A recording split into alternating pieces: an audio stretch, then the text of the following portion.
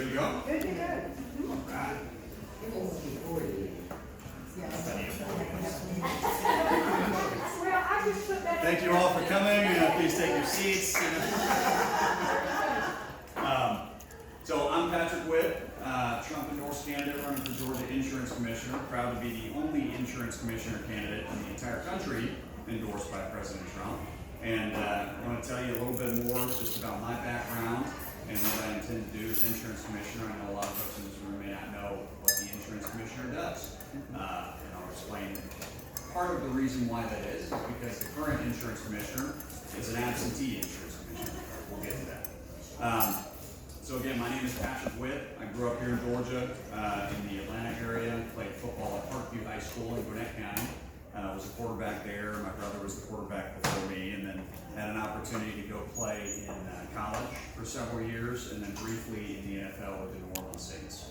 After football ended, went back in the private sector, then law school, then private sector, and I think a lot of you watched as the Trump administration was dealing with Russia collusion and people internal to the administration, basically stabbed President Trump in the back and everything that was going on in the country. And so I thought to myself, I could either be frustrated on the sidelines or I can go get involved. And so I left my job in the private sector and I went to serve in the Trump administration. I was deputy chief and then chief of staff of the Office of Personnel Management.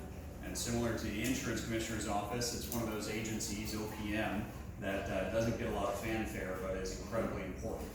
And so we did all of the Drain the Swamp executive orders. So when President Trump would get up there talking about draining the swamp, we were the actual agency tasked with implementing those policies. So you wouldn't know about like Schedule F, for example, was basically trying to convert some of these bureaucrats who were unfireable into at-will employees so that the president could actually, exert his influence over the executive branch as our founders intended, and not have this bureaucracy that can just thwart the president and he has no recourse. One of my other responsibilities, we did the executive order to eliminate critical race theory from the federal government. So we were tasked with gathering all of the materials from the different agencies that they were teaching to their employees, the federal workers, and we were basically tasked with reviewing that and giving a thumbs up or a thumbs down on whether or not that material could stand. And no surprise, most of it was flagrant violations of that executive order, just purely CRT-based ideology. If you're white, you're bad. If you're a male, you're an oppressor. All the standard stuff you've heard. One of the most egregious examples, I think, was the State Department. They had close to 1,000 pages of training on unconscious bias that they would teach all of our foreign service officers before sending them abroad to advocate for American interests right after they're taught that America is a deeply racist country and that we should apologize to the rest of the world. I mean, it's no wonder why a lot of these people go abroad and they don't really advocate for America because they're taught to hate America right before they go abroad. But anyway, after November 3rd, I came back home to Georgia and I showed up as a volunteer and ended up serving on President Trump's post-election legal team. I ran all of the data analysis for the president's lawsuit here in Georgia. So a lot of the numbers you may have heard, John will get into about people that 40,000 plus people moved out of state and voted in Georgia, 18,000 plus people were registered vacant lots and still voted. 5,000 people that aren't on the state's voter registration list but still voted in our elections, all those illegal votes. I documented all that with my analysis as part of the president's post-election legal team. John worked on one of the other teams as well. So, I know a lot of the issues here in Georgia, and that was really my first exposure to our Georgia swamp, if you want to call it that. It is. Prior to serving in the Trump administration, I was not involved in our state GOP deeply. I was raised in an extremely conservative home, thank God. Two of the most conservative folks you're ever going to meet, my parents. We were not, part of the machine. And so my first exposure to that was after November 3rd, and it really disgusted me what I saw. And that's one of the main drivers of why I'm running. Not only because I think I'm the best guy for the job, and I think I can do a great job in the insurance commissioner's office, but really we need to purge a lot of the leaders in our state. They have let us down. I think they have been fat, dumb, and happy for a long time, and they've let our state turn into a mess, and they've let Stacey Abrams run circles around it. Here. So lastly, in the administration, one of my other responsibilities was we did all of the employee benefits programs for the entire federal government. So health insurance, dental, vision, retirement services, you name it, for 2.2 million federal workers and their families, about 9 million Americans in total, and we achieved the lowest premiums in the past 30 years. So when President Trump asked if I would run for this position, it was kind of a natural fit. I know what it's like to manage an agency. At the federal government, we have about 2,500 people at our agency and a $2.5 billion budget. By comparison, the Department of Insurance here in Georgia is about 200 people and a $30 million budget. So I know what it's like to manage much larger budgets than that, and also to go toe-to-toe with the insurance companies. So 3 promises I can make you as insurance commissioner if I get elected your next insurance commissioner. Number 1, I'm going to fight to keep costs as low as humanly possible in this crazy inflation environment that we're living in right now. Georgia has one of the highest premium taxes in the entire country. A lot of people don't know that. It's kind of one of these hidden taxes. It brings in about $1.3 billion into the state's revenue. And as I just mentioned, the Department of Insurance is funded out of that, but it's only a $30 million budget. So it's basically a $1.27 billion slush fund that goes into the rest of the government that they kind of keep quiet. I want to work with our state legislature to reduce the premium tax, which will ultimately help more companies come to Georgia, because it's not competitive to do business in Georgia right now as an insurance company, which will create competition. As free market conservatives, we know that drives down costs, and also that tax is ultimately passed on to you. So if we can reduce that, then that's savings that will be passed on to Georgia consumers. Second thing, I will keep your insurance from going woke. And that, so how many of y'all are familiar with HB 1013? Oh, she worked that. So for those of you in the room that may not know about HB 1013, it did just pass. It's called the Mental Health Parody Act. It's kind of a lofty title, and they try to gloss over a lot of the issues with that bill. But in its original form, HB 1013 would have mandated that insurance companies cover all treatments and services for any mental health disorder, which sounds nice, lofty goal. We want to help people, right? The issue with the bill, one of many, was that the definition of what is a mental health disorder was given to the World Health Organization. Oh, yeah. So the World Health Organization, no surprise, extremely woke, corrupt organization, classifies gender dysphoria, for example, as a mental health disorder, pedophilia as a mental health disorder. So you would be paying for gender reassignment surgeries, hormone blockers for kids, potentially treatment, therapy sessions for pedophiles, all because those are treatments and services for a mental health disorder under those guidelines. It also had a backdoor red flag law, you know, familiar with red flag laws, that lowered the standards for involuntary commitments. You can think about all the abuses that could potentially exist there. Oh, my neighbor's that crazy conservative, I'm gonna call the cops on him and say that he's some reasonable, he's some threat to society, and then you get involuntarily committed, and guess what, you can't own a firearm. So I proudly spoke out alongside the State Freedom Caucus, Club for Growth, a number of other conservative organizations in exposing what was in this bill. And we successfully got pretty much all of the objectionable language taken out of that bill in the state Senate before it was passed. So your current insurance commissioner was supporting that bill, vocally supporting that bill, threatening insurance companies to get on board, and I quote, get on board with the legislation, and he was supporting the original version. So either he didn't know what was in it, which I think is a fireable offense, or he did know what was in it, and he's just a really woke insurance commissioner, but I think that's also a fireable offense. I would never allow Georgians to be forced to pay for gender reassignment surgeries, hormone blockers for kids, treatment for pedophiles, or abortion as some kind of mental health care. Okay, that's not going to happen on my watch, and I'm the anti-woke insurance commissioner. And the final promise I'll make is I will keep insurance companies honest.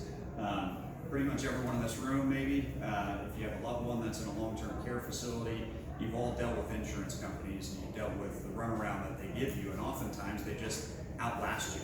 It's kind of a war of attrition. They have all the resources, they've seen a million of your kinds of complaints, and they just reflexively deny claims that they should be honoring. I want the Department of Insurance to be robust in its consumer services. So we're going to set up a 24/7 hotline for people to be able to call in, get questions answered. The issue right now is most people, when an insurance company denies a claim for you or tells you, oh, that's not in your policy, what do? They continue to talk to the insurance company and try and get this resolved. There's no third party that steps in and says, like, actually the insurance company's telling you the truth or they're lying to you. I want the Department of Insurance to be that third party that you can reach out to, and we will answer your questions. I'll have knowledgeable people staffing that hotline 24/7. You will talk to a real human, not a robot, and you'll be able to get your questions answered. And when your loved one, has that diagnosis, or your home gets destroyed, God forbid, in a natural disaster, I want you to call me. I want you to call our agency, and we will be there for you, and we will fight for Georgia families like they were my own. So that's kind of the end of my spiel. I'm happy to answer any questions. Right now, as I mentioned, there is an insurance commissioner. He will show up as incumbent on the ballot. He was not elected to the position. In 2018, the last gentleman that got elected was a guy named Jim Beck, who is now serving a 7-year sentence for embezzling $2 million. That happened apparently before he got elected, but nonetheless, when he was removed from the position, Governor Kemp appointed the gentleman that's currently in the office, a guy named John King. I'm running for a number of reasons, not the least of which because I think I'm the best guy for the job, but after I got in, I have had countless people from within the agency itself, so people that ultimately report up to John King reach out and say, we're so grateful that you're running. This guy's never here. He doesn't even show up to work. So apparently he shows up at the office maybe 2-3 times a month, collects a paycheck as though he were doing the job full time, but he's off doing all sorts of other stuff. He has basically 2 other paychecks that he draws from his former job as a policeman and from the National Guard. So we have an absentee insurance commissioner who apparently only shows up to push forward very woke legislation. I promise you I will be 100% committed to this job. I will be engaged, and I want to fight for Georgians, and I'd be grateful to have your firm. Is here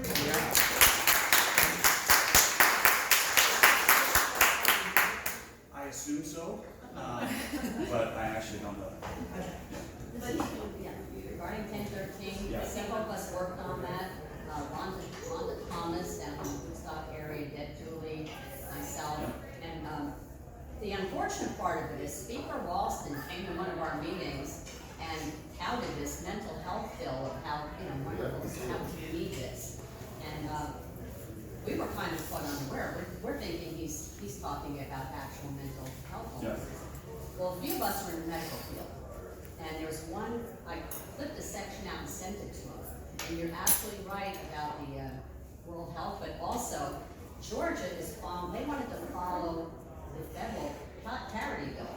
Yeah. And once you got into the DSM codes, with the American Psychiatric Association has gone totally woke. Yes. So if you peel back to the mid-80s and you'll see actual mental health diagnoses. If you look at what's in there now, the APA, you're going to see unsheltered persons as a mental illness. You're going to see food insufficiency as mental health. These things that are social issues are in there, along with the gender dysphoria. Several woke, the organization is now woke. So I was in contact with Steve Gooch, and we texted back and forth, even from the floor. It's like, get this out of there. He thought the APA just would be fine. Yeah. No, but if you didn't look at it, if you didn't have a medical background, or if your staff didn't really look at it, they might not have seen it. It looks very American Psychiatric. Right. These are well known as the national group. But when you get in every group, after that I looked at the American Nurses Association, care nurse, it's the same thing in there. The equity, if you look, one in our group is an MD. It's the same thing with the American physicians. So this has filtered through, and you know, because you were in DC. So everything going through, you have to watch with a fine-tooth comb, and we're going to be working on cleaning that legislation up later. But the unfortunate part of it is the Speaker of the House pushed this. Yeah. The Speaker of the It's House. a bill. He sponsored it. That's Yeah. very rare when the speaker sponsors a bill. Yeah. Y'all are tracking Elon Musk right now. On Twitter. I'm so excited about that. But Elon Elon Musk calls it the woke mind virus. You know, Yes. this kind of wokeness, it spreads, and all of these institutions, you know, American Psychiatric Association, WHO, UN, you name it, any kind of large trade group organization that has, you know, a national presence, they've all been infected with the woke mind virus. Corporate America. Exactly. Corporate America is egregious for what they're doing because they're taking the engine of capitalism and they're supercharging these terrible ideas into every facet, you know, every arena of our society. But You shouldn't be able to trust the medical community.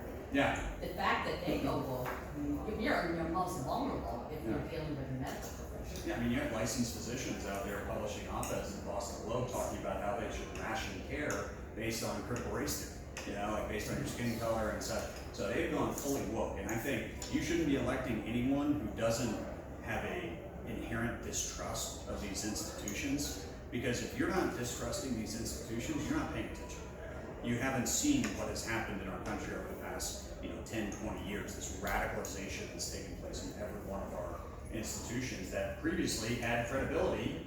CDC, same thing. They've all destroyed their credibility. So anyone that just kind of says like, oh, well, they're a respected organization, American Psychiatric Association, without digging into the details, should not be in office. I'm a details guy, and I think you have just the right amount of conspiratorial bent, to always trust but verify, as Reagan would say. You have to do that. Trust and verify for sure. So, yes.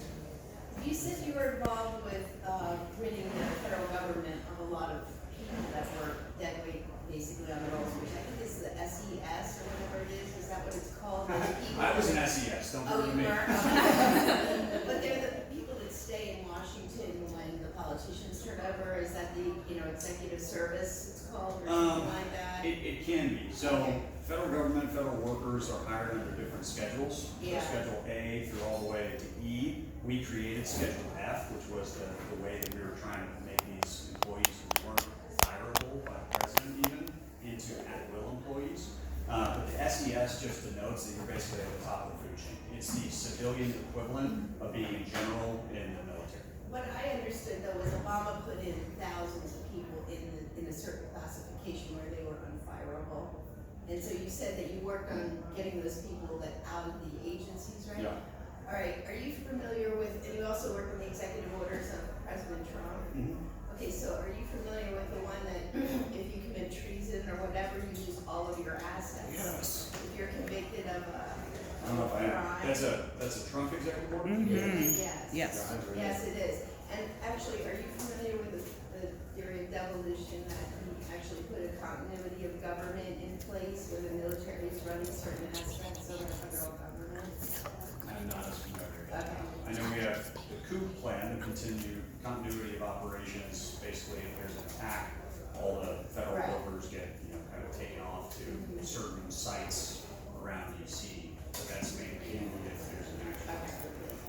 So I'm not as familiar with that. What I can tell you is, what we did with Schedule F is we basically said, let me step back.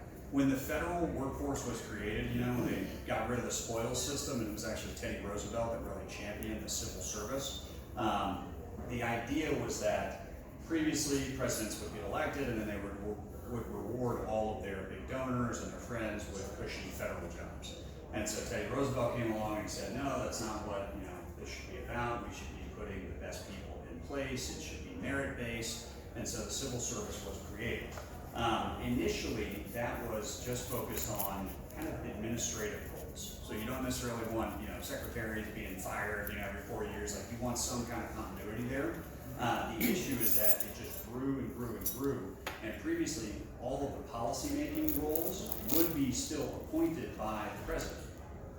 Naturally, right? The president is the only one who is actually elected by the people to represent your wishes in the executive branch.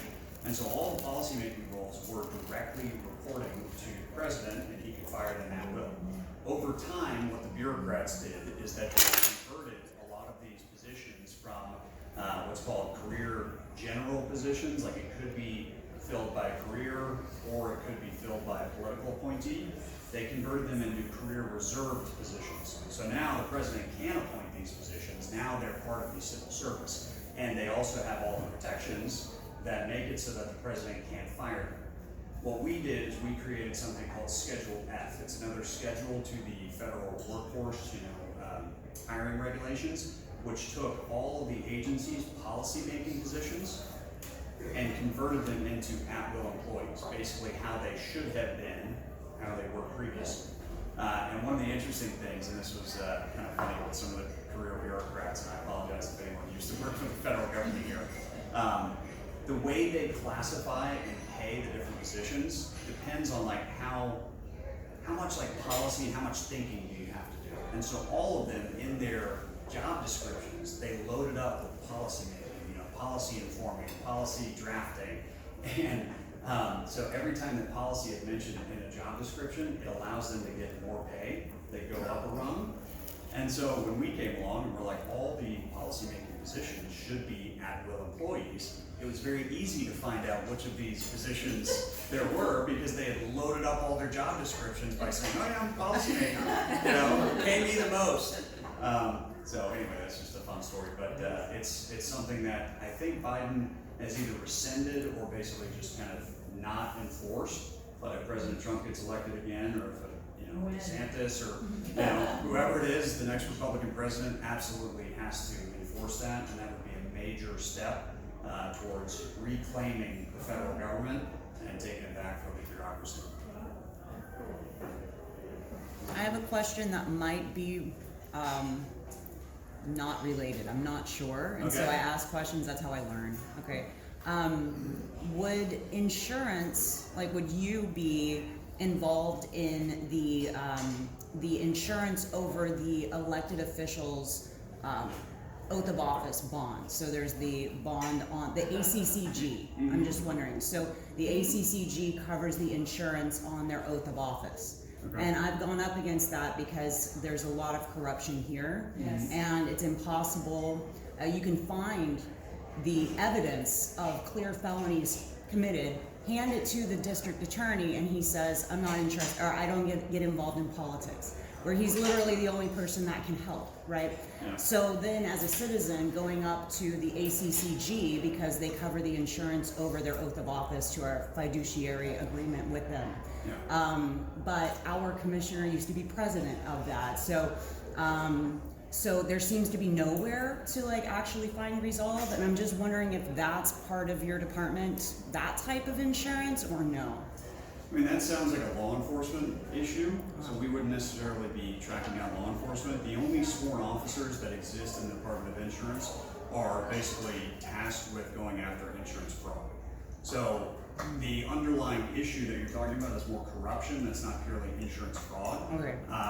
The bonds and any insurance here in the state would absolutely be, ultimately have to go through the Department of Insurance and get signed off on. But that doesn't necessarily mean I get to meddle in the, underlying, hey, you should be paying out, or you should be prosecuting someone for fraud. But part of the issue that you're describing is just kind of regional corruption. It tends not to be just one politician. It tends to be the entire region that has issues, and so you go to the person that should be able to help you deal with this other corrupt politician, and you find out they're a corrupt politician too. So they're buddies, and then they probably alert the other one like, hey, someone's coming around asking questions about you.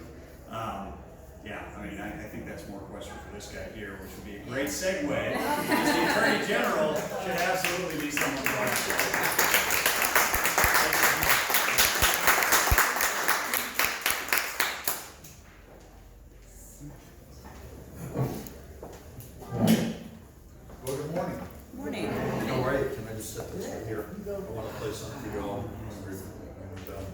I'm John Gordon. I'm a candidate for Attorney General, and it's just a pleasure to be with you this morning. This is some of the prettiest country in the whole state of Georgia, in my opinion, and it is just really, it was such a beautiful arrival this morning, so thank you for having us. Patrick is one of my heroes in life. This guy is the real deal. I think he's the future of the Georgia Republican Party, and I wouldn't be surprised if we were back here in 4 years promoting him for governor. And I'll be the first person to write a check to him. Mom and Dad, I don't think I've met your brother though. Did you just have one sibling? Yeah, I have an older brother, Jeff. He's in the Air Force. He's a fighter pilot. His dad is the chief and pilot for Delta Airlines. That's a big job. And his mom just retired. She looks like 5 years older than Patrick, so I don't know when she retired. But she was a 777 captain for America. So quite a family and just really great folks. So Patrick, it's an honor to be with you this morning. I'm running for Attorney General. I have worked my entire life. I started at age 12. I started a business selling Coca-Colas and peanuts to the workers that built the houses around our subdivision. And I was very successful. And I just learned to love work and accomplishment. And so I've worked my entire life. I've never been without a job. I started my career as a lawyer and worked as a lawyer for 10 years, and I worked hard. I have an extremely varied background in law. I worked for the district attorney in Macon for a year when I was a senior in law school. They offered me a job to come back after I graduated because I really worked hard, and I did a good job. And then Georgia, you can go into court as a third-year law student, and they had not had a trial in Fort Valley, Georgia for 2 years because the jury pool had been declared unconstitutional. So my boss came up to my desk one day and said, "Gordon, you're going to Fort Valley," and put a stack of files on my desk and said, "Go down there and try these people." So I did, and I just got some incredible experience and won 7 out of 8 convictions, and I'll have to tell you about the 8th one over a beer sometime. It's a good story. But anyway, so I went to work for Lanier Business Products as in-house counsel and kind of gravitated towards the business side. And in 1987, I started my own business. Today I have 2 successful small businesses, and I'm still working hard. And I'm also a husband of 43 years to my beautiful wife, Helen, who I love and adore. And she and I have worked hard to raise 3 wonderful young men who are really adults now. And I have worked hard giving back to my community. I've volunteered for 25 years for Skyland Trail, which is one of the nation's foremost mental health treatment facilities in Atlanta. We treat people with bipolar, schizophrenia, depression, mood disorders, and we're recognized throughout the United States as perhaps the best treatment facility in America today. And I was chairman of the board in my last 3 years there. So what Patrick was talking about is very near and dear to my heart. Mental illness has a stigma attached to it. It's interesting. We have a professional board of advisors from all over the country, and they report to us that when they come to Atlanta, they don't find people being as reluctant to talk about mental illness as they find in other parts of the country, because for 20 years we have had this annual benefit that we call the benefits of laughter. And we have a comedian come in and entertain us, but we also highlight mental illness in the work of our organization. And so it's really dropped the barriers dramatically. And there are thousands of people in Atlanta who have been to our facility. We've touched so many families. And so I'm very proud of the work that I've done there. And then about, it was 2006, so 16 years ago, my wife and I were watching television one night, and a news flash came over that the 2 Atlanta policemen had been shot in northwest Atlanta. And we sat up in bed and paid attention to what was going on the television. And as the news unfolded, I turned to my wife, I said, "Something doesn't sound right about this. This doesn't make sense." And as the facts became apparent and the story developed, the Atlanta police barged into the home of Katherine Johnston, a 92-year-old grandmother, and she lived in fear of being broken into, so she reached over for a rusted-out pistol, grabbed it, and was able to fire 1 shot. It went into the ceiling. They pumped her full of 32 rounds of ammunition. They killed her. She was guilty of nothing, suspected of nothing. It was shoddy police work. It should never have happened in the United States of America, and I was outraged. So I called the pastor of the church where the people came to grieve and vent their frustration. And I said, look, just because you're not hearing from other people around the city doesn't mean that we're not upset, grieving with you, and frustrated with you. He said, that's so nice of you to call. Thank you so much. I hope our paths cross sometime. So, oh, would you want to have coffee? Yes, I want to have coffee. And Reverend Anthony Motley and I met for coffee the next morning at the Silver Skillet down in Atlanta. And we talked about the tragedy. And at the end of the breakfast, we just became fast friends. This guy is just a wonderful Baptist minister. And so he said, well, you want to ride over and see where Ms. Johnston lived? And I said, sure. And so we went from the Silver Skillet over to English Avenue, a mile west of the Coca-Cola World headquarters. And I've never seen more deplorable conditions in my entire life. He had little kids playing on dirt lots next to drug dealers and prostitutes. There was heroin being openly dealt on the street corner. And the place was a disaster in terms of cleanliness. Contractors brought their refuge and just dumped it in vacant lots. There were burned out houses. So I turned to Anthony and I said, maybe we could make some lemonade out of these lemons. And he said, well, what do you mean, John? I said, well, why don't we start a charity and we'll raise money and we'll come down here and try and revitalize this beautiful tree-lined neighborhood that historically had been a great middle-class neighborhood for people that work actually at Atlantic, or what was the name of it? The steel mill. Atlantic, I think it was Atlantic Steel Mill, right there at 85 and 75, where now they have that shopping mall. But he said, well, that would be great. And so we did. We've spent over $2 million there. Arthur Blank has come. The Kathy's Chick-fil-A have come. And that neighborhood is being revitalized. And crime has gone down. We put a cop in the neighborhood. And the dynamic between the police and the neighbors completely changed. And today, I would be willing to live in English Avenue. I don't know that my wife would agree with me. But, it's still pretty rough and there's work to be done. But I'm very proud of that work. So now, ladies and gentlemen, I want to work hard for you and I want to work hard for the people of Georgia, just like I have for the last year and some months on election integrity, which is more than I can say about my opponent, Chris Do-Nothing Carr. He has let us down with our other constitutional officers. He abandoned us when we needed him most. Worse than that, he sold us out. He wrote this consent decree that set the 2020 election mess in play.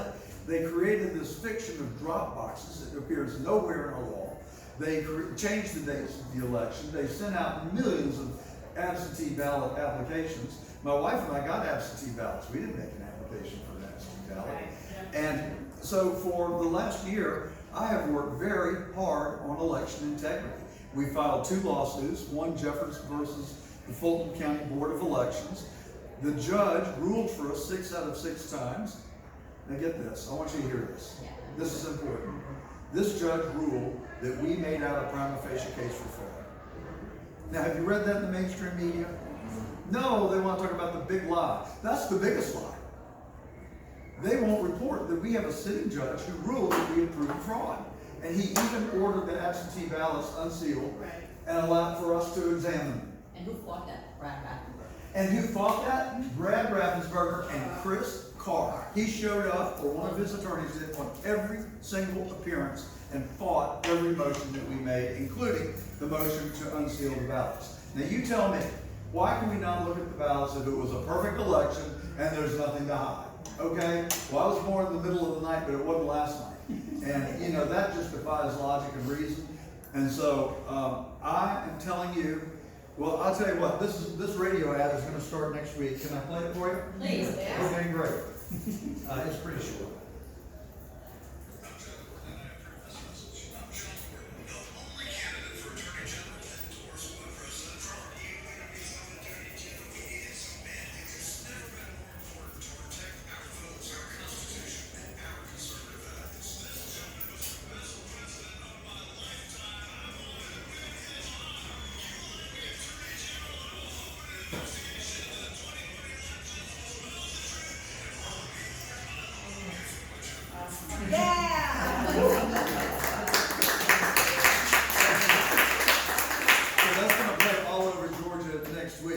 started this election with no visibility at all.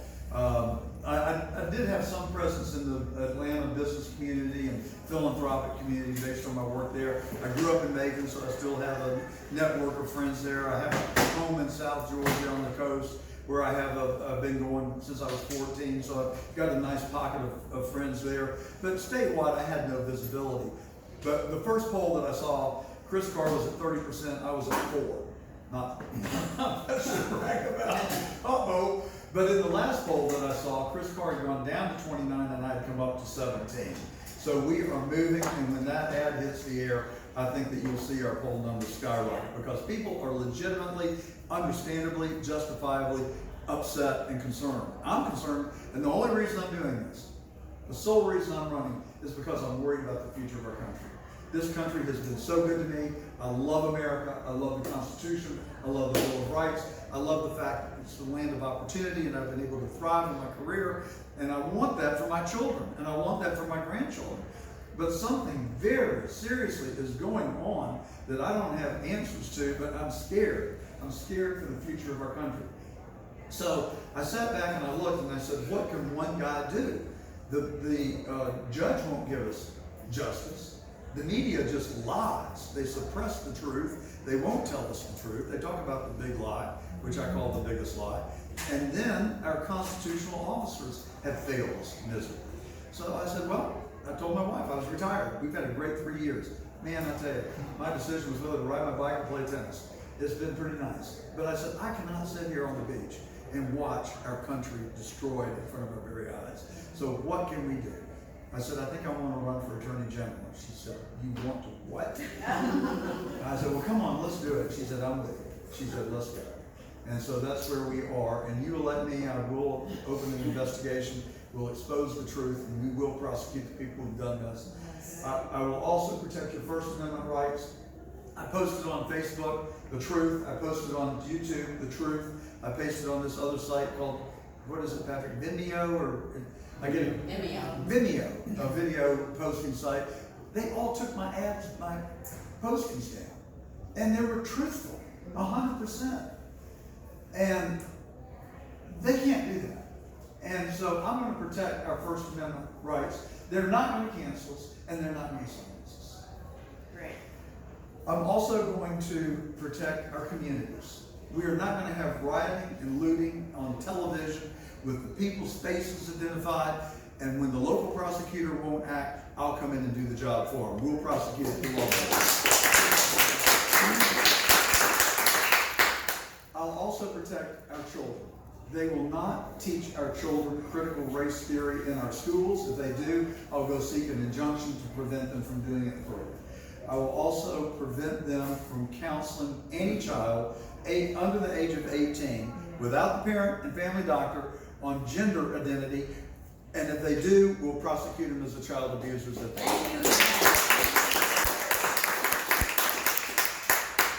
So I'm happy to answer any questions that any of you may have. Immigration, has Chris Carr signed on to any of these lawsuits that's been filed against the president about those borders? So I think it was 13 attorneys general brought a lawsuit. It was basically related to election integrity. And Chris Carr refused to enter the lawsuit.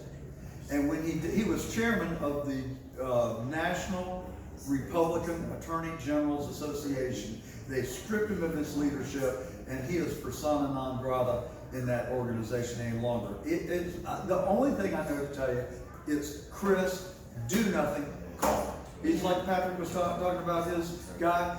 He's happy to take the money. I just don't see what he's done on any front. Yeah. The open records laws of this state are a mockery. He claims to have a person that works exclusively on open records. I called that individual 3 times, never got a return phone call. Emailed the Attorney General, never got a response, except from the Secretary. He said, sorry, he's in meetings, he can't call you back. So, don't call me back. But I've got his attention now, because we're going to whoop his butt. I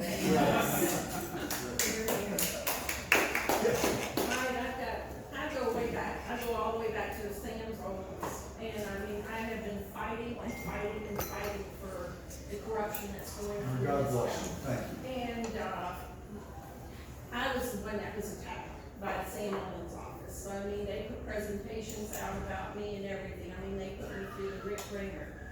All right, then I tried with Chris Carr. You're right, he does not answer phone calls, he will not. I have sent in several complaints on Squash, and he won't even return my calls. I have contacted everybody in that office that I had emails to, they won't respond.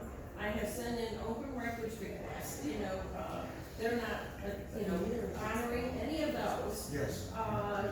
And even an open request to, this goes back to Sam Olin, so it was, I wanted, correspondence between him and Lamar. And they said, they wouldn't give me this information because it was an attorney-client privilege. Now, when's the Attorney General protecting, a commissioner? Here, when you're trying to get facts in what's going on, but that was their response. And then when Chris Carr came into office, I said, hey, will you go back and look at all the Slosh complaints that I had filed with Sam Owens? And never once responded back to me. All right, and then in certified mail to them just recently in January. Nobody has you can call and call, you can send email after email, nobody responds, none of them. All right, I just sent a complaint in the other day about not doing agendas. County's not doing agendas. Nobody responded to that complaint. So, everything that we send in, I put in an open request on April 7th, just finally got it on the 20th, and the answer was, no response required. So it took them from the April the 7th till the 20th to give me an answer, in my county, but yet the Attorney General won't do anything about, getting us our 3 days response. And it's just one after another, but our squash is being used as a slush fund. Yeah. And we have got to stop that. It's not just in my county, but it's in every county, and we're talking millions and millions of dollars. It's nothing but a slush fund. And why have it on a referendum if they're not gonna honor that referendum? I've heard so many stories identical to what you're saying. Because I've worked with all the other counties. Sure. I know. And first of all, let me just say thank you for what you're doing. Yes. Keep fighting. And when I get in there, you and I will fight together, and we will stop this. We will rout out the corruption, and we will put a stop to it. And so I appreciate what you're doing, and let's keep this. Katie's back there, Patrick's campaign manager. I tried to hire her, and she went to work for Patrick, which kind of makes me upset, but she is a wonderful person. She's got a great family. Her brother's active in the Republican Party. Her mom and dad are active in the Republican Party. I don't want to put you on the spot, but have you seen Chris do nothing anywhere out on the campaign trail? Oh, no. I have not seen him anywhere. Noble, he's my aide. He was with me last night at 11 o'clock when we got home, and back up at 6:30 this morning when we were headed to Blairsville. Have you seen Chris do nothing on the campaign trail? I haven't seen him anywhere. I think he's living in Joe Biden's basement. It's the only conclusion I can come up with. So you will see me, and I will respond to you. I'll answer your calls, I'll answer your emails, and I will do the work of the job that is required. I think Chris Do Nothing is confused. I have heard him tell people that he can't intervene or get involved in something because he is the attorney for the state, and that his allegiance is to the officials of the state, Governor Kemp, and one-term grad, and I cannot wait to. I hope I get a chance to debate him. If he'll come out of the basement, we will. But Article 1, Section 1, Paragraph 2 of the Constitution of the State of Georgia says that the officers of the government are servants of the people. He doesn't represent the government, he represents us. And he's got to, he just needs to be fired. That's the only real solution to the problem. Okay, so I'm gonna add on to what I asked earlier about ACCG, and I want to explain where I got involved.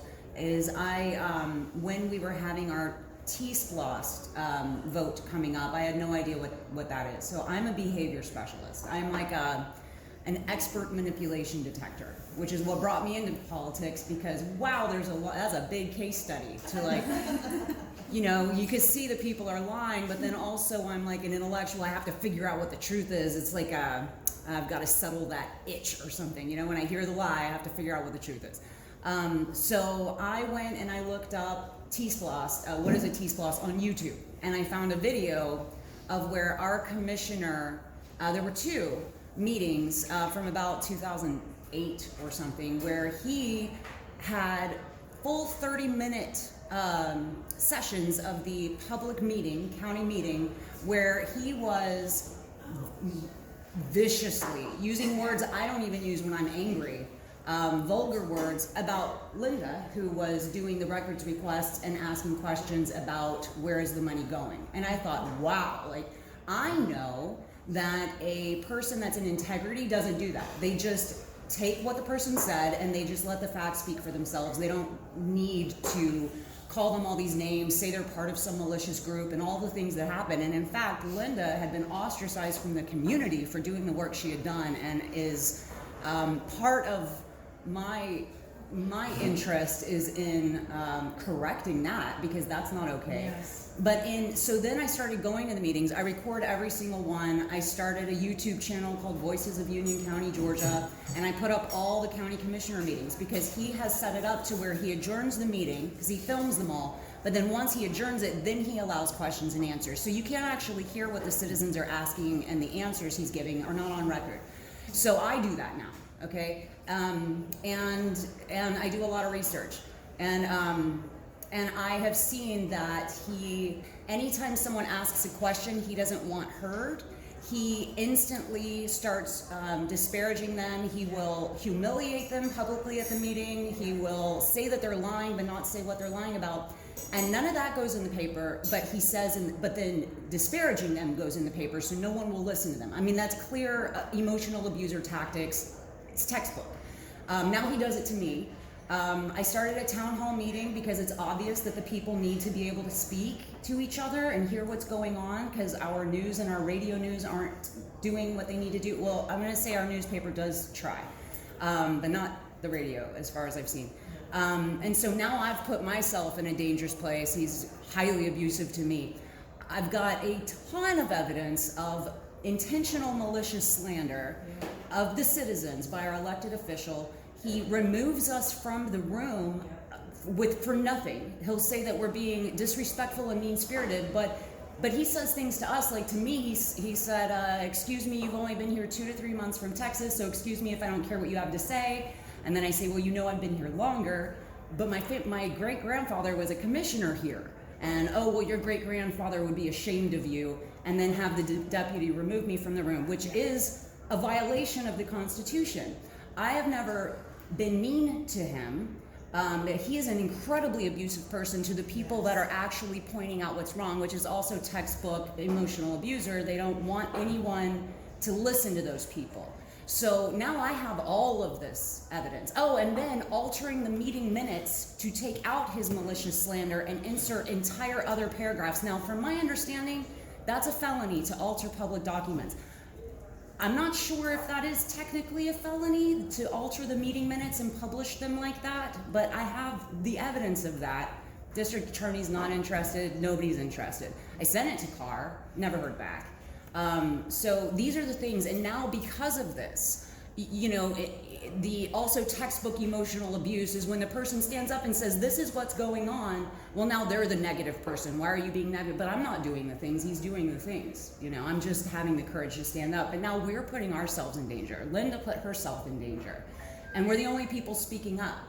So we really need help. Yes. We need help. I mean, I'm a single mother, you know, but I can't stop what I'm doing. I'm actually starting a news show now where I interview the citizens because nobody is hearing what's really going on. But I can't stop because I can see what's happening, but it's a dangerous place to be. Yeah. Well, thank you for your courage. Thank you for fighting. Keep fighting. Stand on the side of right, and you will be vindicated in the long run. I firmly believe that.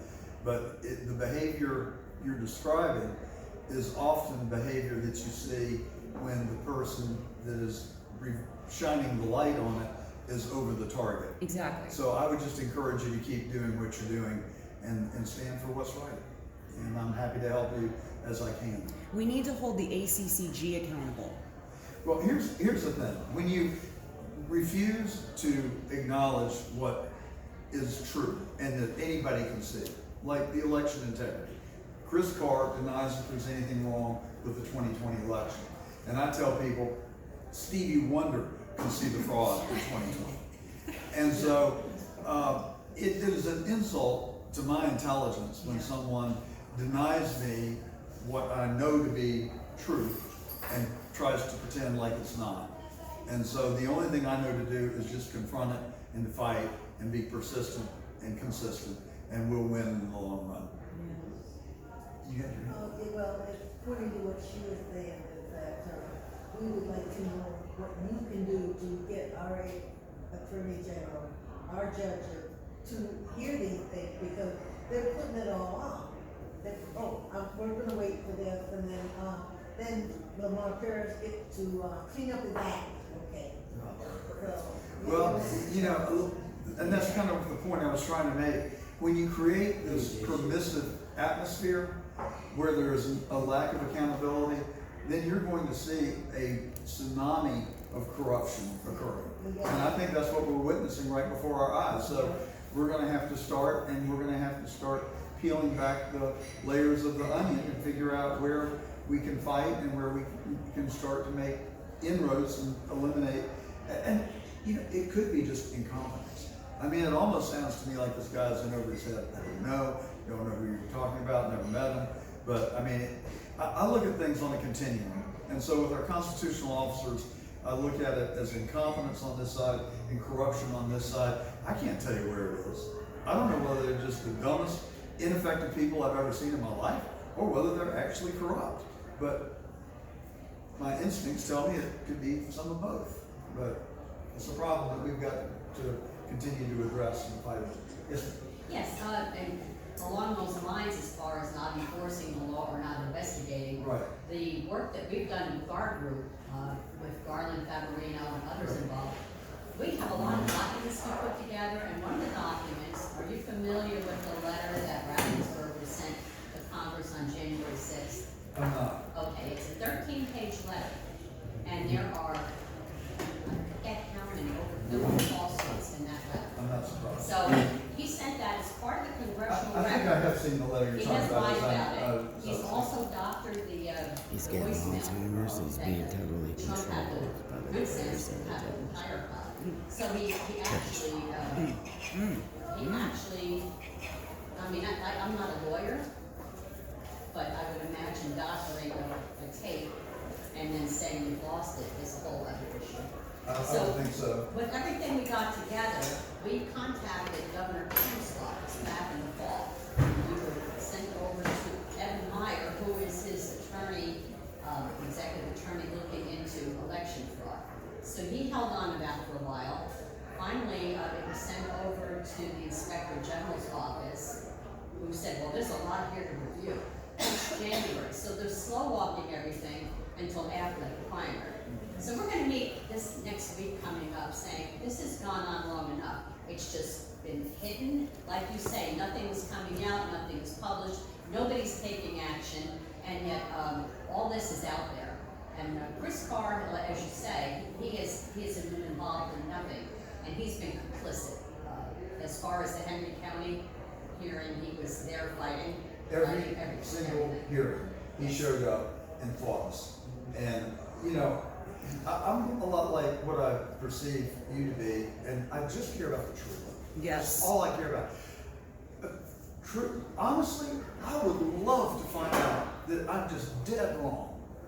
I would love to learn that election was as perfect as they claim it to. Because I want our country to be grounded on integrity, and the vote is the pillar of a democracy. It's the most sacred thing that we've got. I would love to find out that it is totally intact. I just know that it's not. Right. Because I've seen the evidence, I've talked to the witnesses, I've played devil's advocate with our expert witness, a forensic accountant, who has found 3,200 ballots that were counted multiple times and they're on the Secretary of State's website. All you have to do is spend the time to go look, and every ballot will have a little crease or a tick mark, or somebody got their lipstick, they smeared it on somewhere on the ballot, and so, you see a ballot that has a little blemish on it, and you go through 1,000 or 2,000 more ballots, and I saw that blemish way back over there. And you compare it, and there's the same ballot.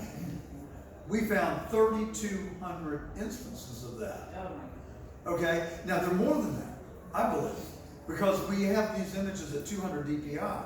We want the 3D image, and then we will be able to do a better inspection of those images and find things that don't jump off the page at you. We've got 10 certified document analysts that we have recruited to come and inspect those ballots once we get them with very high-powered microscopes. We will get the truth. We've got 3 other witnesses who independently testified that they saw a pallet full of absentee ballots that had not been folded, did not appear to have been touched by human hand, that were all filled out identically, front end, the whole ballot, all pages, and that it looked like they were filled out by a printer rather than a person. We want to get to that. We want to get to those images, and then we'll get the truth. And I cannot wait for that to happen. So Amera threw our suit out, as you know, for lack of standing in the 10th month. You decide that normally in the first week. And after we had spent millions of dollars on the lawsuit, he threw it out. I don't know what happened. He looked like he was going with us. Then just abruptly, a complete 180. But we refiled with David Perdue as our petitioner. We're in the Fulton Superior Court with the Chief Judge, and he did order 2 weeks ago instructing the clerk of the Superior Court, who is the custodian of the ballots, to preserve the evidence. Now, she is required to do that under state law, but he went to the additional measure of specifically instructing her to protect and preserve the evidence. So we felt like that was a good sign. And frankly, I feel the sands starting to change under our feet in a positive direction. I'm starting to see little snippets and glimmers here and there of people that are kind of coming around. But I went over to the University of Georgia last week, and we talked to a group of students, and this one kid stood up and he said, "Well, I appreciate everything you're saying, but I just don't believe you." I said, "Well, I'm sure you have a reason for saying that. Would you share with us why you would say that?" He said, "Yeah, because Brad Raffensperger was here last week, and he told us there was no fraud." And I said, "Well, I'm here to tell you that there's a Santa Claus and a Tooth Fairy and an Easter Bunny. So make up your mind who you're going to believe." But it's not an opinion. This is factually based evidence that I can show you, and you can intellectually decide for yourself whether I'm telling you the truth or not. So come on down to Atlanta, let's spend an hour together, and then you tell me whether you believe me or one-term Brad. So I'm still waiting for his call. Yes. I'm confused as to who actually goes out and does the hard work of arresting people, saying, "Okay, I'm determined that this is it the Attorney General? Is it a police officer standing on the street corner that has to do it? How do we know? When does somebody do something?" Well, we have jurisdictions, and we have law enforcement in those jurisdictions. And some jurisdictions have overlapping law enforcement, like you'll have a police department and a sheriff. And so they're responsible for the day-to-day enforcement of the law. And then there's a district attorney who takes those cases, and if he determines that there's evidence sufficient to get an indictment, he goes to a grand jury and gets the indictment. The problem that we have is that a lot of these people are not doing their jobs. You saw hundreds or thousands of people looting, rioting, and burning the streets of Atlanta, and nobody's been prosecuted. You see people teaching CRT, and nobody's stopping them. You see people giving gender identity counseling, and nobody's saying, "You can't do that, you're not allowed to do that." So my contention is that when I'm Attorney General and I see that happening, I will step in and do it, as will be authorized by the Constitution of the state of Georgia, which says the Attorney General can prosecute any crime against the state. So I will have the authority to do what I'm saying. It already exists. Chris Do Nothing Carr has chosen not to. Does that Well, so you personally don't do this, or do then you have to go find people? Well, we got 200 lawyers in the Attorney General's office, so they've got adequate staff and resources.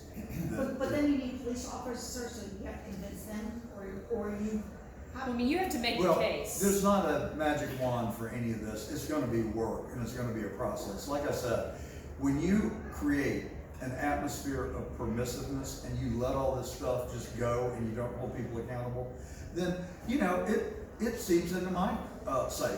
When the Atlanta police had not acknowledged that they were not enforcing misdemeanors, hey, I looked down and I was actually going over the speed limit. And I caught myself and said, well, that's not cool, you're breaking the law. But the reason I was is that there's no enforcement. So why wouldn't I go over the speed limit? Oh, my own consciousness and conscience. We know what So we that's have in there what we've now. got. I'm sorry? We know what we have in there now. Yeah. So I think that's, We want better. yeah. Well, thank you. And And we start tomorrow. I'm gonna provide you better. Any other questions? Well, thank you for your time this morning. I thoroughly enjoyed being with you.